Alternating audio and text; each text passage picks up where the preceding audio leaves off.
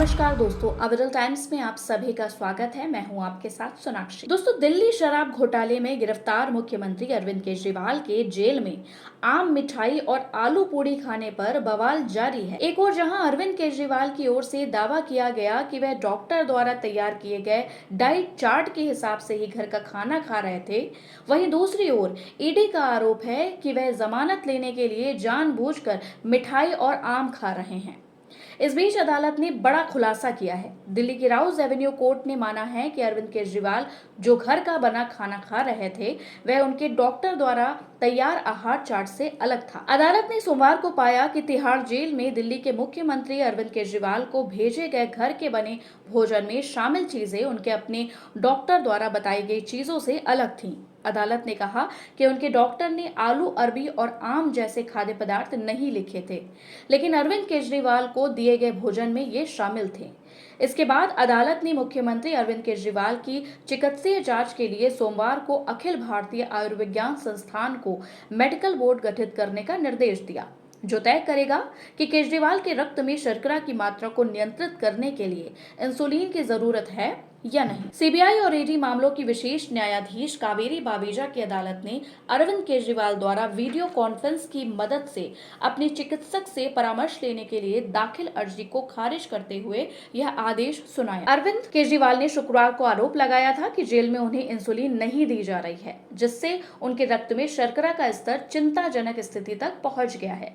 वहीं प्रवर्तन निदेशालय ने शुक्रवार को दावा किया था कि आम आदमी पार्टी नेता चिकित्सा के आधार पर जमानत लेने के लिए नियमित रूप से आम और मिठाई जैसे शर्करा युक्त भोजन का सेवन कर रहे थे। अदालत में ही अरविंद केजरीवाल ने तीखी प्रतिक्रिया व्यक्त करते हुए जांच एजेंसी ईडी पर ओझी हरकत करने और उनके खाने का राजनीतिकरण करने का आरोप लगाया।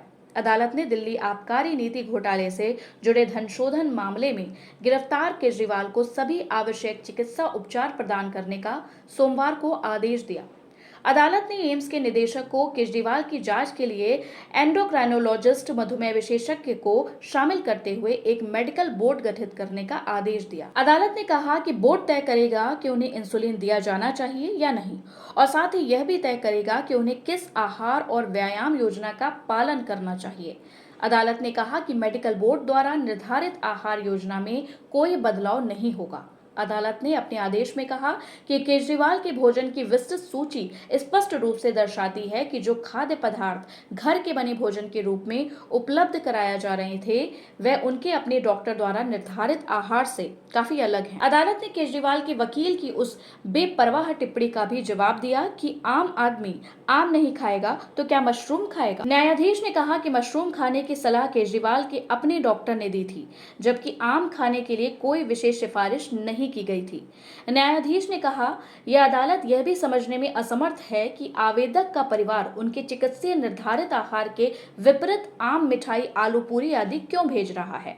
अदालत ने कहा कि यह स्पष्ट है कि जेल अधिकारियों के पास कैदियों को अपेक्षित स्वास्थ्य देखभाल प्रदान करने के लिए अच्छी तरह से विकसित बुनियादी ढांचा है। न्यायाधीश ने कहा, यह अदालत भी इन दलीलों से सहमत है कि आवेदक के साथ अन्य कैदियों से अलग व्यवहार नहीं किया जा सकता, क्योंकि कानून नियमावली सभी पर समान रूप से लागू होने चाहिए।